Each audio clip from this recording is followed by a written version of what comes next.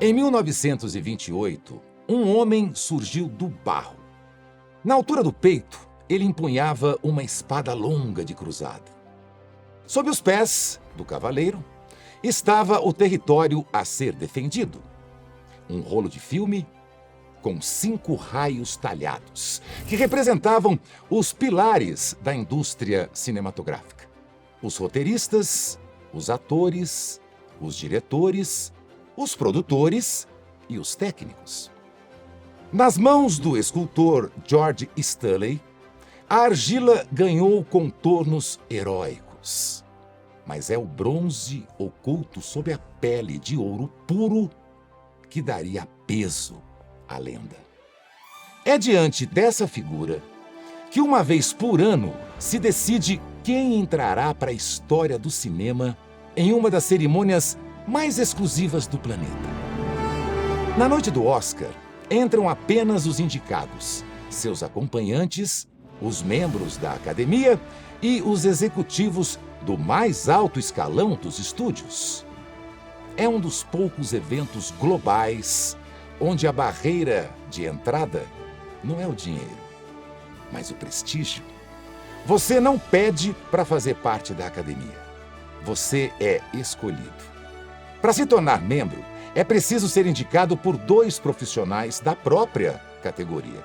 Diretores indicam diretores, atores indicam atores e ter o currículo aprovado pelo Conselho de Governadores.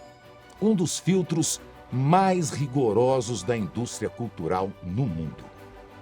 Enquanto poucos atravessam aquelas portas, ao resto do planeta só resta uma opção: assistir.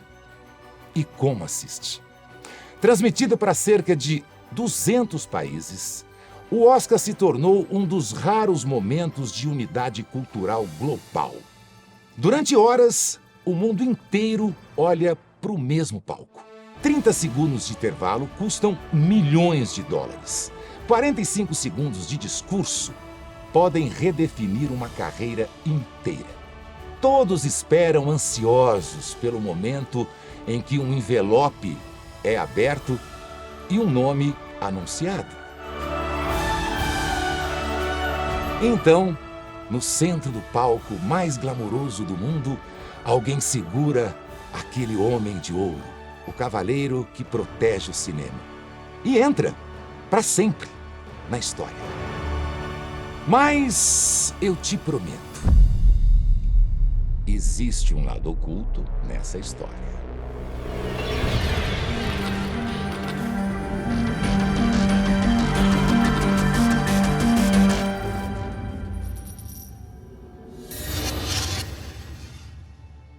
Antes de começarmos a revelar a face oculta do Oscar, lembre-se, para se tornar membro da Academia de Hollywood, você precisa de indicação. Mas, para ser membro da Brasil Paralelo e ter acesso a conteúdos exclusivos para assinantes e filmes vencedores do Oscar, tudo o que você precisa fazer é clicar no link da descrição desse vídeo.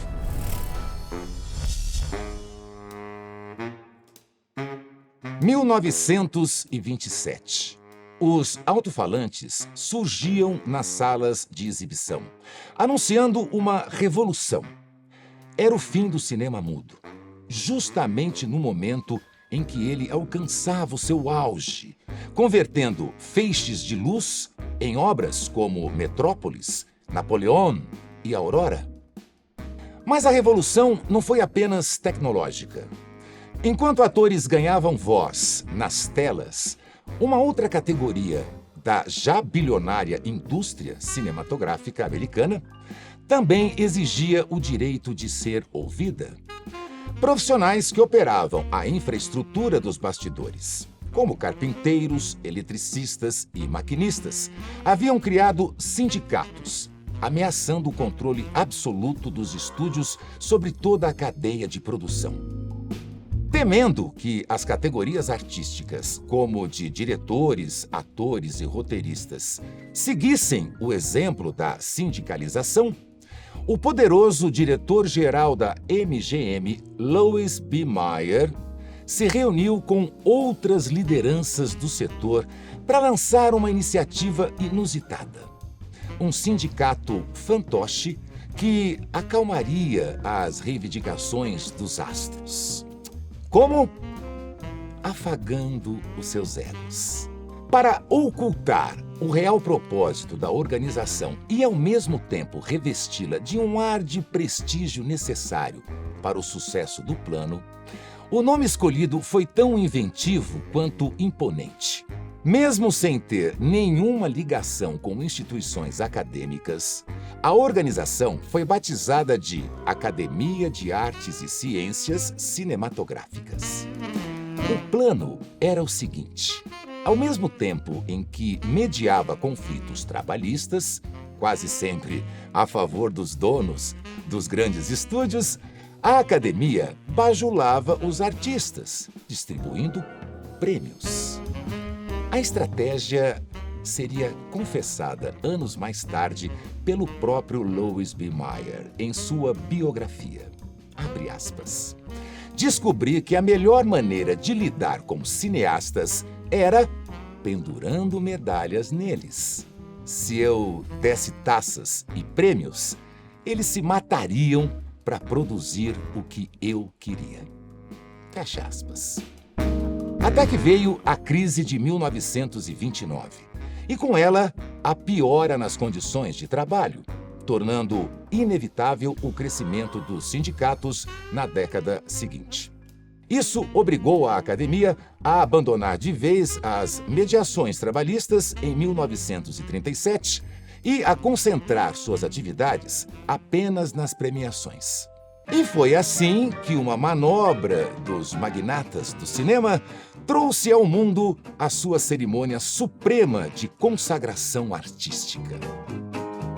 No início, os membros da academia votavam seguindo critérios puramente artísticos, e assim o Oscar se firmou como um discreto acordo de cavalheiros, livre daquele desvio de propósito que o criou.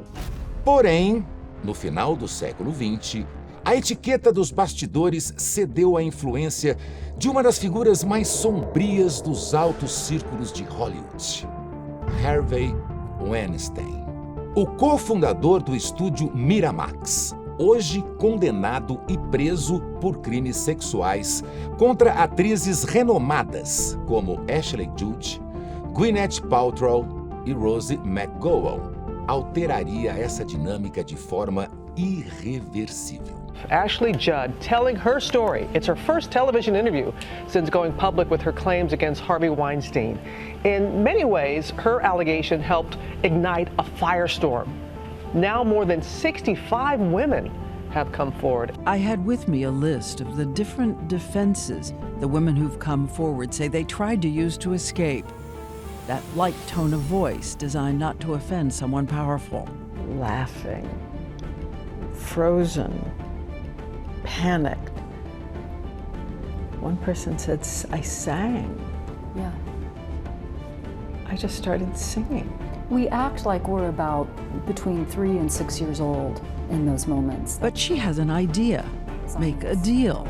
An encounter someday. And he kept coming back at me with all this other stuff.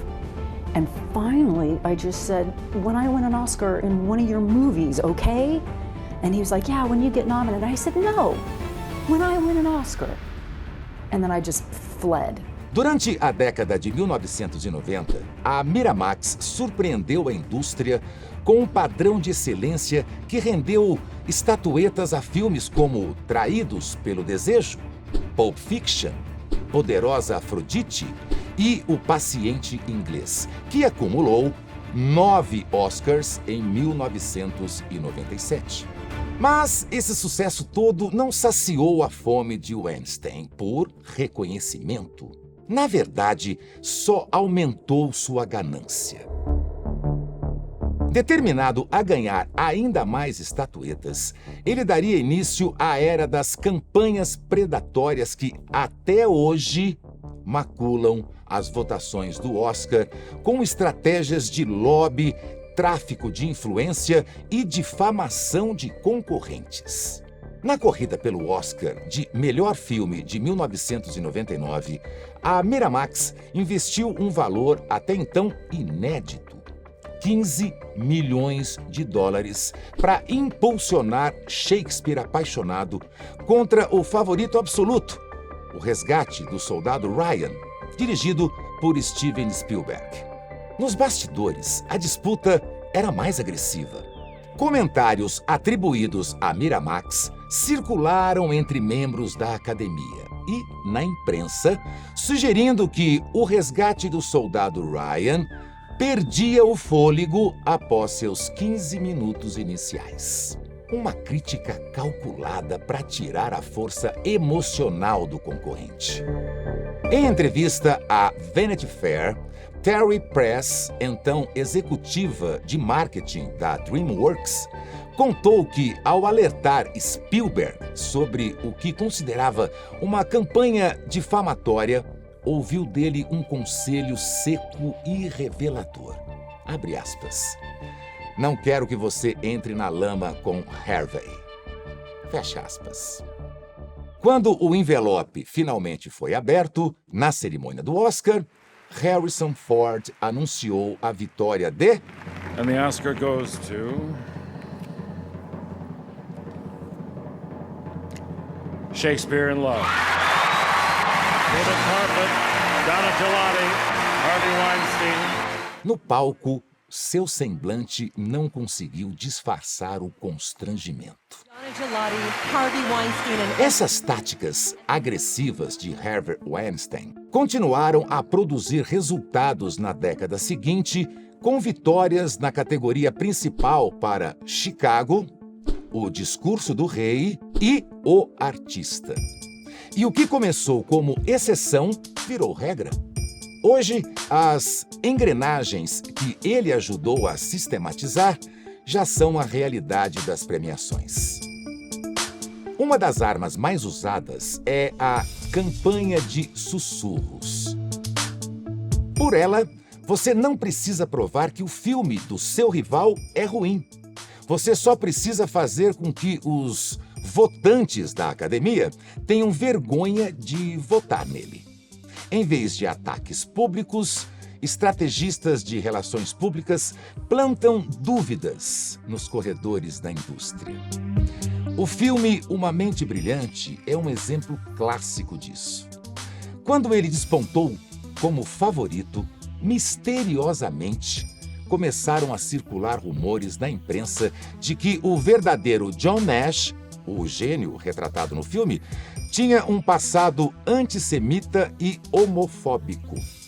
Ainda assim, Uma Mente Brilhante venceu o Oscar de melhor filme, contando com forte apoio do estúdio e com uma estratégia igualmente robusta de promoção tradicional, além do peso emocional de sua narrativa e da direção de Ron Howard. Outra tática muito comum é transformar o prêmio em uma reparação histórica. Não importa mais se este é o melhor ator do ano, mas sim se nós devemos isso a ele. Foi assim que Al Pacino finalmente levou seu Oscar por Perfume de Mulher. A campanha bateu na tecla emocional de que era um absurdo um gigante do cinema ter sido ignorado tantas vezes. Anos depois, vimos a mesma estratégia com Leonardo DiCaprio em O Regresso. Não se falava só sobre sua atuação, mas sobre seu sacrifício. Como quem diz, deem o prêmio logo, o coitado comeu fígado cru de bisão, dormiu em carcaças e já o ignoraram vezes demais.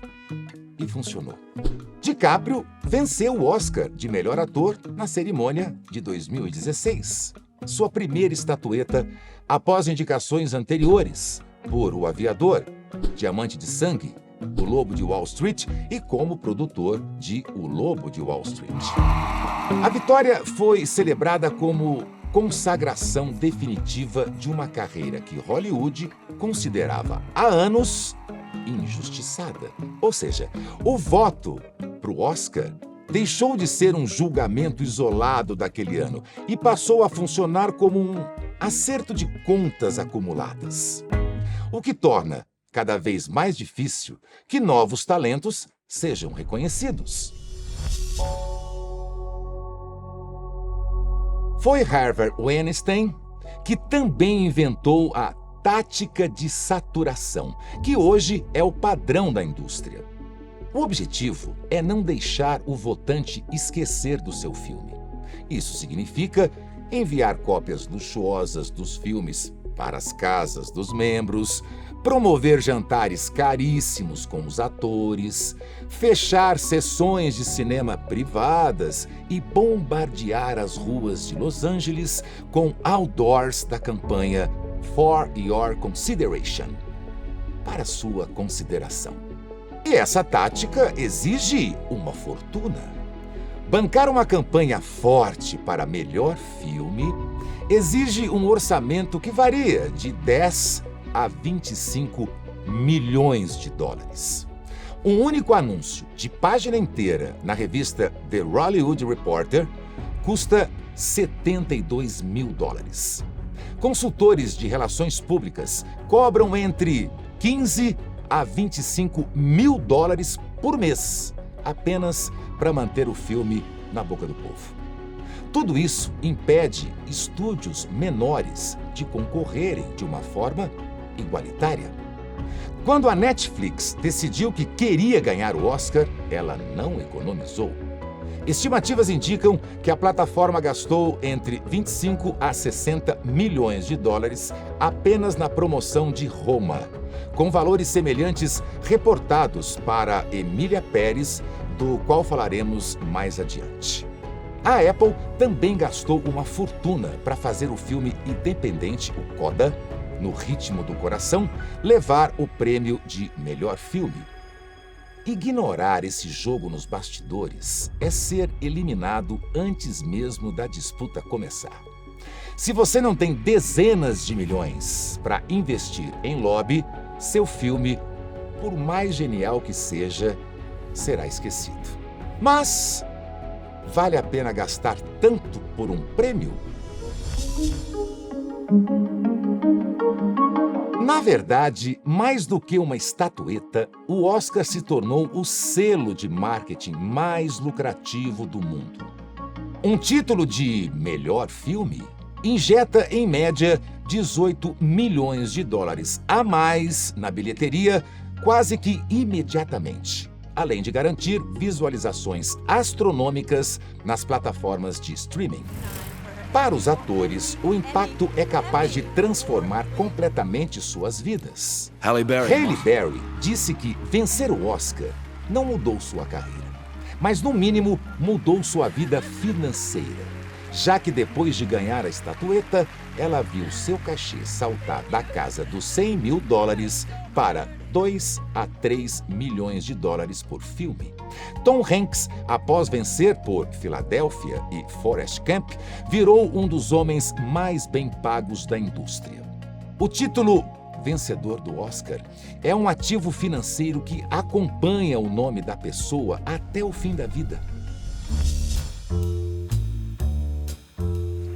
Quem presta atenção aos discursos no palco do Oscar conclui que diversidade é a palavra mais sagrada da indústria do entretenimento. São comuns os sermões sobre representatividade de raça e gênero na frente das câmeras. No entanto, há um tipo de diversidade que a elite de Hollywood faz questão de banir de seus estúdios e conselhos de administração: a diversidade de pensamento. Os dados públicos de contribuições políticas não mentem. Em 2018, a própria imprensa da indústria, o The Hollywood Reporter, decidiu analisar o destino do dinheiro do chamado THR-100, um grupo exclusivo que reúne a nata do poder, os executivos, produtores e artistas mais influentes do meio. O resultado foi uma uniformidade assustadora.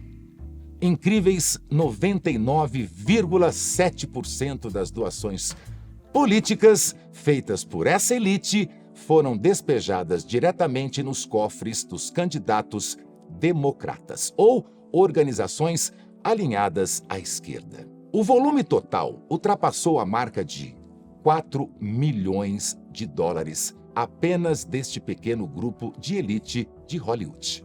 Mas para compreender o peso deste número, é preciso entender um detalhe. Estamos falando exclusivamente de doações federais. Nos Estados Unidos, essas doações federais são os repasses financeiros rigidamente monitorados pelo governo e destinados apenas à disputa do poder nacional em Washington, ou seja, campanhas para o Senado, para a Câmara dos Representantes ou para a presidência. Como a lei americana impõe limites rigorosos de valor para esse tipo de contribuição direta por pessoa física, alcançar a marca de 4 milhões de dólares, vinda de um grupo tão restrito, em um único ciclo eleitoral de 2018, é a prova de um esforço coordenado e maciço. Apesar de um montante parecer modesto se comparado aos cheques em branco de mega doadores da política, como George Soros, cuja face oculta eu já revelei, esse valor escancara o viés partidário da elite do entretenimento. Nesse grupo restrito que despejou todo esse dinheiro diretamente nos cofres de candidatos democratas e comitês de esquerda, encontramos os verdadeiros arquitetos do que o público consome. Entre os principais financiadores da máquina partidária estão Jeffrey Katzenberg, o magnata da animação e cofundador da DreamWorks, que liderou os repasses com impressionantes 1,1 milhão de dólares. Steven Spielberg, um dos diretores mais influentes da história, com 549 mil dólares, e Reed Hastings, o então todo-poderoso CEO da Netflix, que injetou aproximadamente 546 mil dólares. Homens que moldam o imaginário de bilhões de pessoas ao redor do mundo, usando suas fortunas pessoais e seus limites legais de doação para garantir que apenas um lado do espectro político permaneça no poder. Neste caso, é difícil encontrar a tolerância e a pluralidade que tanto pregam, já que dos 100 membros mais poderosos da indústria, apenas 3 ousaram registrar doações para candidatos republicanos. E a maior doação conservadora deste grupo foi de míseros 5 mil dólares. Uma gota d'água em um oceano de dinheiro progressista. E essa cartilha de pensamento único não fica restrita aos engravatados dos estúdios. Ela desce diretamente para os rostos estampados nos posters. Entre os queridinhos do Oscar, o padrão de financiamento militante se repete. Leonardo DiCaprio, por exemplo, que frequentemente usa o seu tempo de tela para discursar contra o cidadão comum, doou mais de 60 mil dólares a políticos democratas desde 2008. Meryl Streep contribuiu com 50 mil dólares para o fundo Hillary Victory. Anne Hathaway destinou cerca de 45 mil dólares ao Comitê Nacional Democrata. Os números não indicam ilegalidade, já que doações políticas são parte legítima do processo democrático nos Estados Unidos, mas revelam um ambiente ideologicamente homogêneo. Em uma indústria que frequentemente fala em pluralidade, os dados sugerem que, ao menos no campo político, há pouca divergência visível. Entre 2015 e 2016, pressionada por ativistas que a acusavam de falta de representatividade com a hashtag OscarsSoWhite, a academia tomou uma decisão drástica. Cedeu à militância. A partir desse momento, a estatueta de melhor filme deixou de premiar apenas as histórias mais universais e cativantes, passando a funcionar como um selo de aprovação para as pautas progressistas do momento. A cartilha temática tornou-se previsível. Exemplos não faltam. Com Moonlight, em 2017, o Oscar premiou a história de um jovem negro e gay crescendo em meio à vulnerabilidade social. Com Parasita, em 2020, venceu uma trama sobre desigualdade social e conflito entre ricos e pobres. Em Nomadland, de 2021, E Tudo em Todo Lugar ao Mesmo Tempo, aparecem temas como crise econômica, identidade e questões familiares com elementos ligados à pauta LGBTQ+. Já em 2025, o filme Anora reforçou a tendência da Academia de premiar filmes indie, com forte comentário social sobre dinâmicas de poder e gênero. As obras podem ter valor artístico e méritos técnicos inegáveis, mas a mensagem das entrelinhas é clara. O talento puro tornou-se secundário. O recorte temático da obra e a adequação à cartilha da nova Hollywood passaram a ser fatores decisivos para a vitória. Ao contrário do que se observava antes dessa transição ideológica, quando temas universais de coragem, honra, patriotismo e luta do bem contra o mal eram reconhecidos nas premiações, em filmes como Gladiador, Guerra ao Terror, Argo, Menina de Ouro, O Senhor dos Anéis. Mas o golpe de misericórdia na meritocracia veio com as novas regras da Academia, válidas a partir de 2024. Para poder simplesmente concorrer a melhor filme, os estúdios agora são obrigados a cumprir padrões de elegibilidade focados em inclusão e diversidade. A exigência afeta desde quem aparece na tela até a composição das equipes de marketing e direção. Não basta ter o melhor roteiro ou a direção mais brilhante. Se o seu filme não preencher as planilhas de cotas raciais ou de gênero impostas pela elite da indústria, ele está sumariamente desclassificado. Hoje é quase garantido que a cerimônia incluirá celebridades multimilionárias vestindo roupas que custam mais que a casa do trabalhador médio, usando seu tempo de tela para dar lição de moral no público. Foi assim com Patrícia Arquette, exigindo mudanças estruturais em 2015. It's our time to have wage equality once and for all and equal rights for women in the United States of America. E com o Spike Lee mandando o público votar certo em 2019. E com isso, ele quis dizer votar em democratas. The 2020 presidential election is around the corner. Let's all mobilize. Let's all be on the right side of history. Make the moral choice between love versus hate. Let's do the right thing. Sempre houve espaço para manifestações na história do Oscar. Mas elas eram a exceção, não a regra. Hoje, os discursos militantes são quase a atração principal. And free Palestine. Aplaudidos de pé por uma plateia que financia pesadamente o Partido Democrata, reafirmando que todos ali pensam exatamente igual. Mas se hoje o palco do Oscar é um espaço livre e aplaudido para a elite dar lição de moral no cidadão comum, nem sempre foi assim. Fazer política na premiação já teve um preço altíssimo. A diferença fundamental não é se você faz política, mas quem você ousa criticar. A lenda mais famosa dos bastidores do Oscar ilustra perfeitamente essa dupla moral. O suposto banimento vitalício de Richard Gere após a cerimônia de 1993.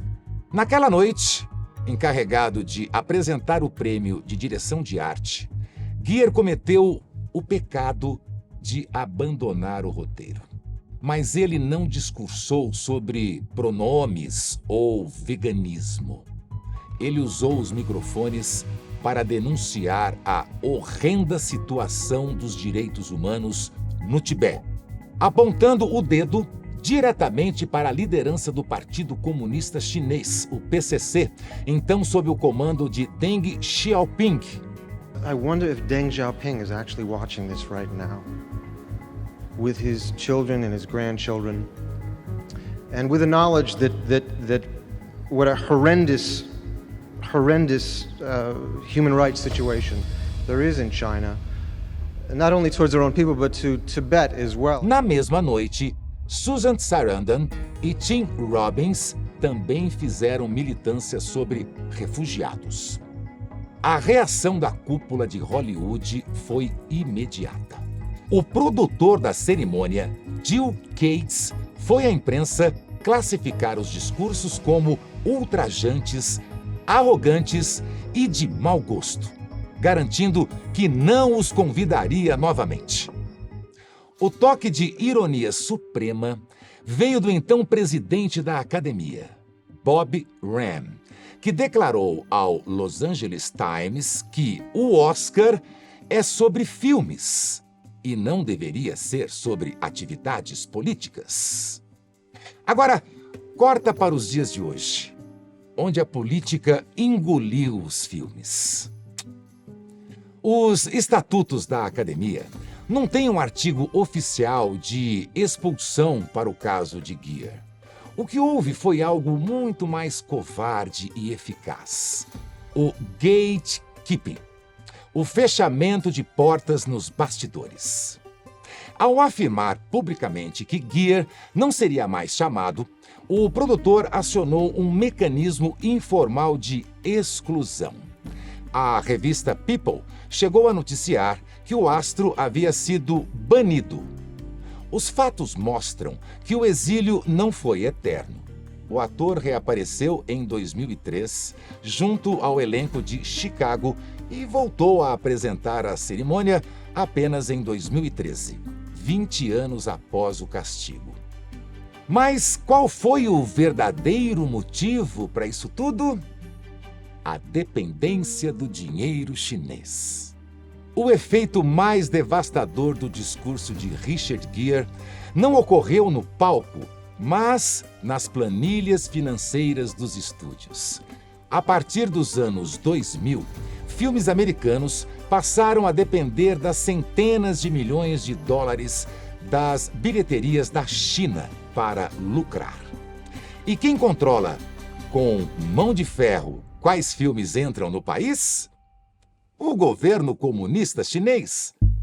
Praticante budista e ativista ferrenho pela liberdade do Tibete, Richard Gere tornou-se persona non grata para Pequim e, por tabela, um risco financeiro inaceitável para Hollywood. Em 2017, o próprio ator confessou à Vanity Fair a realidade dos bastidores.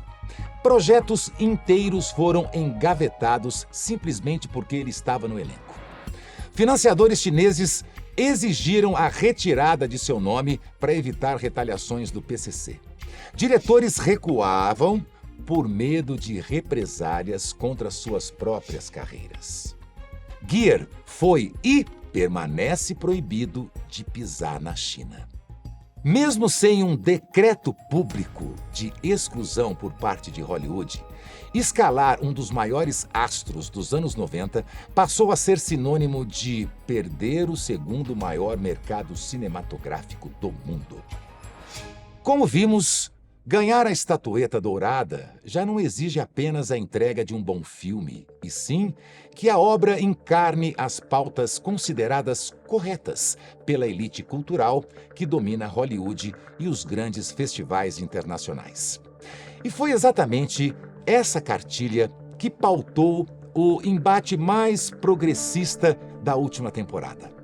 O que a imprensa vendeu como uma corrida pelo Oscar de filme internacional, foi na prática uma batalha de ostentação de progressismo entre Emília Pérez e o brasileiro Ainda Estou Aqui.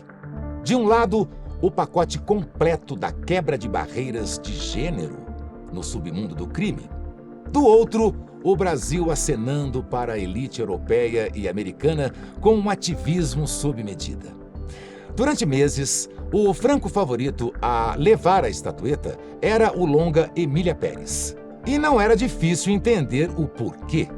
A obra entregava uma combinação de pautas considerada imbatível pela cartilha da nova Hollywood, narrando a história de um implacável chefe de cartel mexicano que decide passar por uma transição de gênero. O prêmio parecia garantido, mas a mesma militância que ergueu a obra tratou de destruí-la com a mesma velocidade. Pouco antes da votação final, internautas resgataram postagens antigas no perfil da atriz principal, contendo críticas ao islamismo. Foi o suficiente para o tribunal das redes sociais agir. O queridinho da academia, de repente, virou alvo de boicote. E o seu favoritismo derreteu do dia para a noite.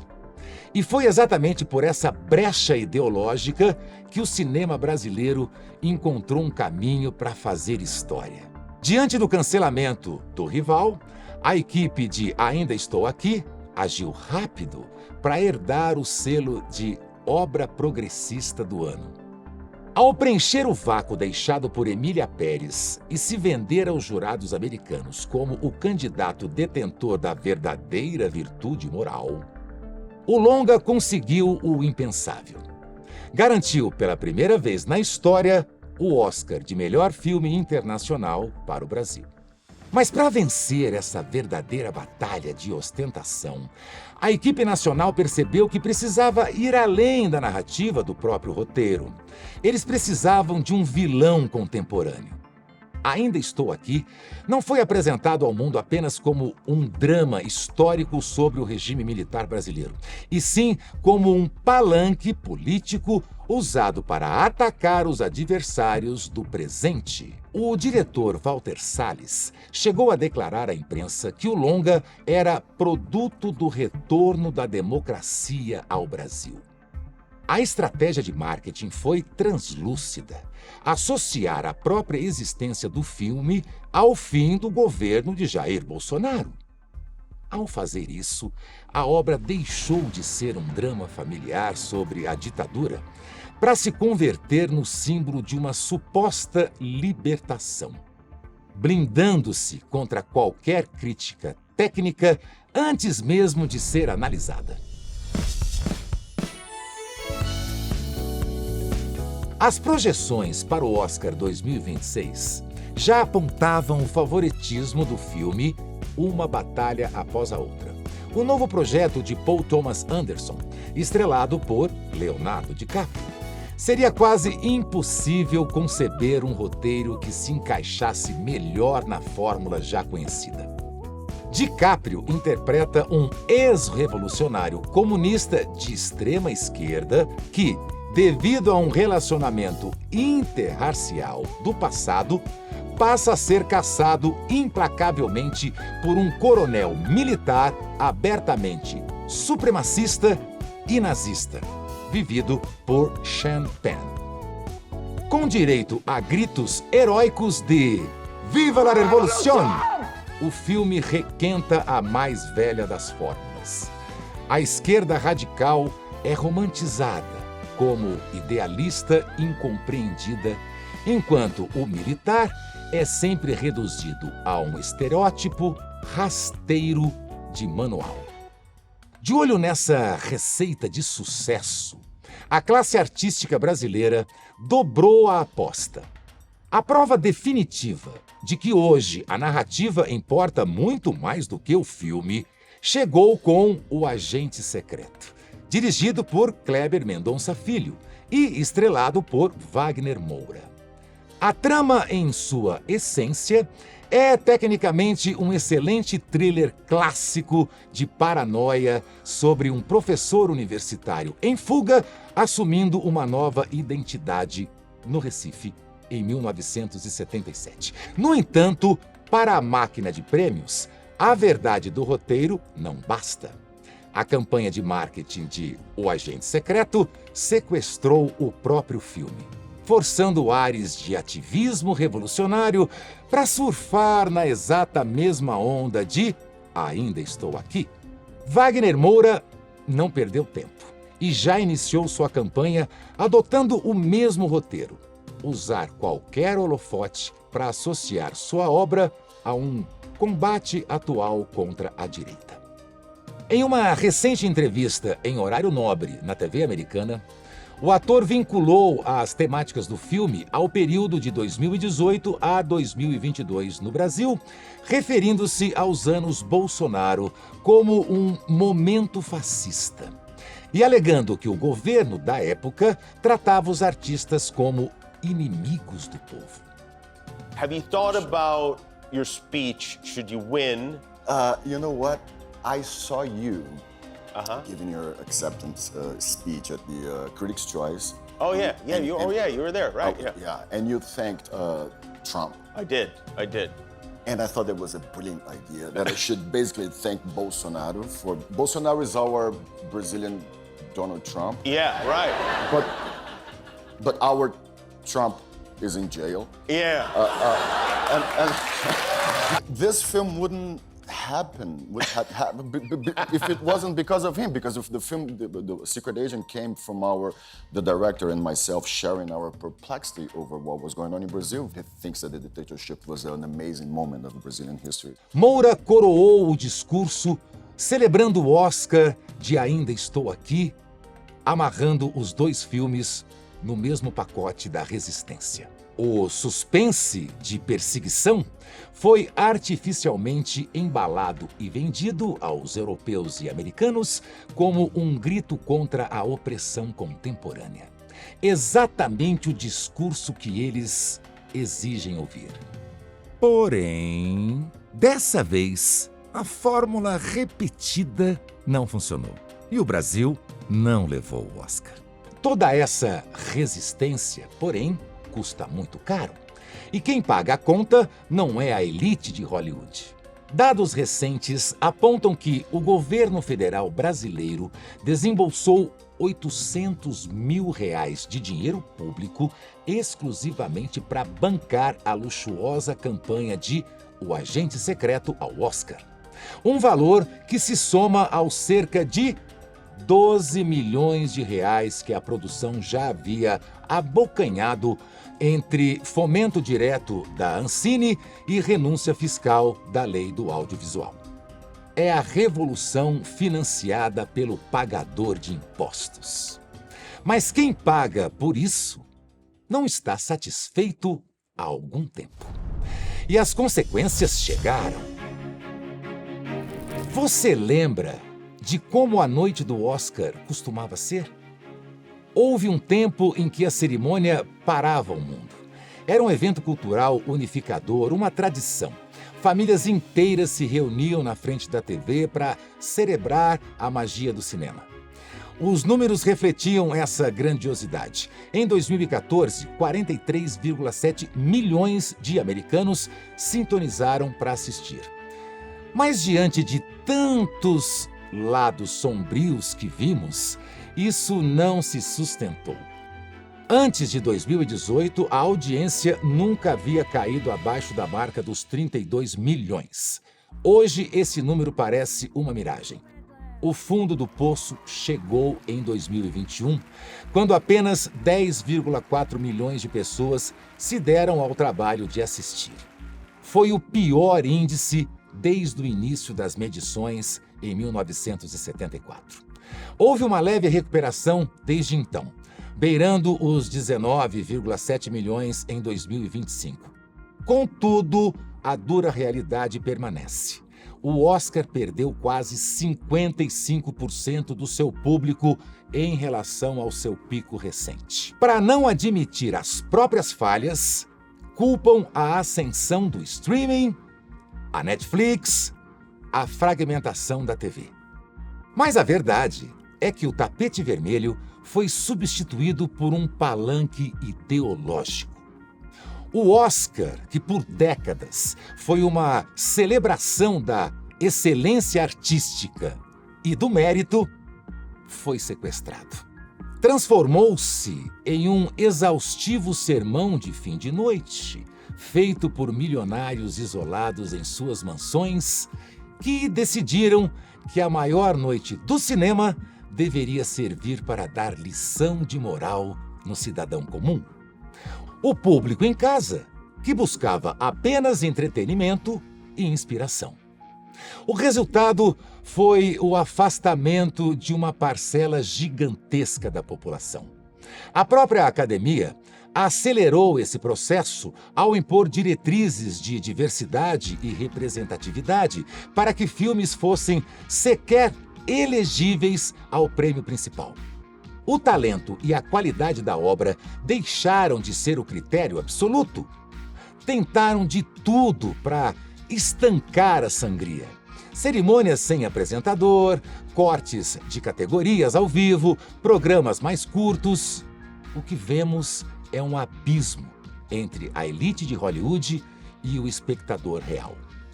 Os indicados a melhor filme frequentemente são obras de bilheterias pífias que o grande público nunca viu e com as quais não se identifica. E a resposta do cidadão comum ao Oscar foi a indiferença.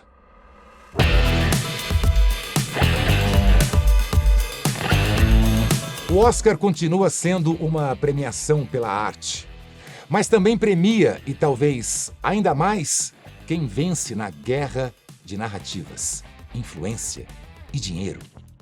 Hoje, antes de se perguntar quem vai levar o Oscar, faz mais sentido perguntar quem tem acesso aos melhores consultores. Quem pode bancar dezenas de eventos exclusivos? Quem consegue manter um filme na conversa por meses? E, principalmente, quem trouxe mais pautas que agradam a elite hollywoodiana? E assim, a estatueta dourada, que parecia proteger o território do cinema, empunhando sua espada, hoje parece alimentar a própria batalha que deveria vigiar. E a magia da arte vem morrendo sufocada em tanta panfletagem.